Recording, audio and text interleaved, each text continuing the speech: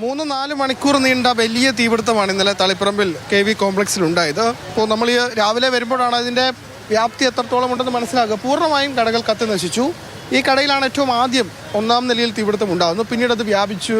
Fire force കൂടുതലായി ഇവിടെ എത്തി പൂർണ്ണമായും ആ തീ പൂർണ്ണമായും അണയ്ക്കാനുള്ള ശ്രമമാണ് അവസാന ഘട്ടമെന്ന നിലയിൽ ഇന്ന് രാവിലെ ഇപ്പോൾ ഏതായാലും ഫയർഫോഴ്സിൻ്റെ ഭാഗത്തു നിന്നും ഉണ്ടാകുന്നത്. ഇതിനു മുകളിൽ ഷാലിമാർ എന്ന ഒരു അലുമിനിയം പാത്രങ്ങൾ വിൽക്കുന്ന കടയാണ് ഉണ്ടായത്. ആ കടയിലാണ് കൂടുതൽ നാശനഷ്ടം സംഭവിച്ചിട്ടുള്ളത്. ഈ ഷാലിമാർ മാത്രമേ തന്നെ 16 കടമുറികൾ ഉണ്ടായിരുന്നു. ആ കടമുറികൾ പൂർണ്ണമായും കത്തി നശിച്ചു. വലിയ നഷ്ടം വ്യാപാരികളെ സംബന്ധിച്ചിടത്തോളം ഉണ്ട്. അത് കോടികളുടെ നഷ്ടമാണ്. നിലവിൽ പരിശോധനകളൊക്കെ നടത്താനാണ് തീരുമാനം. പ്രത്യേകിച്ചും വിവിധ വകുപ്പുകൾ ഏകോപനത്തിൽ ഇവിടെ പരിശോധനകൾ നടത്തും. എന്താണ് കൃത്യമായ കാരണം തീപിടുത്തത്തിൻ്റെ എന്ന് മനസ്സിലാക്കേണ്ടതുണ്ട്. അത്തരത്തിലുള്ള പരിശോധനകളൊക്കെ തന്നെ തുടരാനാണ് തീരുമാനം. ഈ KV കോംപ്ലക്സിൻ്റെ അവരുമായി ബന്ധപ്പെട്ട് പ്രവർത്തിക്കുന്ന അബ്ദുൽ ഖാദർ നമുക്കൊപ്പം ചേരുകയാണ്. ട്രാൻസ്ഫോമറിൽ നിന്നും ഇത് ചെരുപ്പ് കടേൻ്റെ ബോർഡിലേക്കാണ് ആദ്യം തീ പിടിച്ചത്.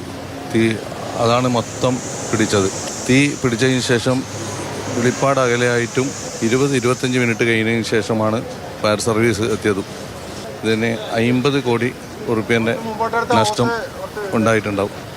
കൂടാതെ ഷാലിമാർ ഏറ്റവും വലിയ ഷോപ്പാണ് ഇവിടെ നടക്കുന്നത്. ഷാലിമാർ അതിൽ ഭിന്നശേഷിക്കാരായ തൊഴിലാളികൾ പോലും ഉണ്ട്.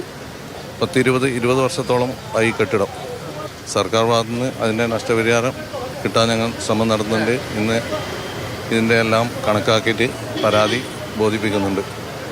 തീർച്ചയായിട്ടും ഇത് KV കോംപ്ലക്സിൻ്റെ ആളുകളാണ് നമ്മളോട് സംസാരിച്ചത്. KV അബ്ദുൽ ഖാദർ അദ്ദേഹമാണ് ഇതിൻ്റെ എല്ലാം നോക്കി നടത്തിക്കൊണ്ടിരുന്നതെന്നാണ് അദ്ദേഹം വ്യക്തമാക്കുന്നത്. അപ്പോൾ വലിയ നഷ്ടം തന്നെ സംഭവിച്ചിട്ടുണ്ട്.